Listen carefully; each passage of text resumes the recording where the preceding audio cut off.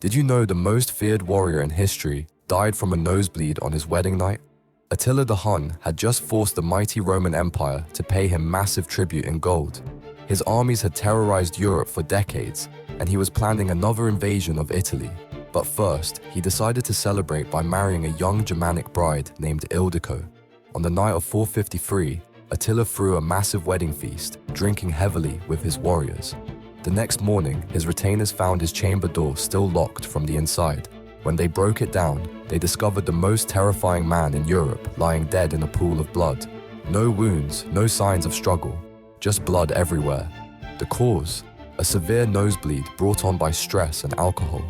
He had choked on his own blood while passed out drunk. Within days, his sons began fighting over the throne. The Hun Empire collapsed almost instantly, changing European history forever.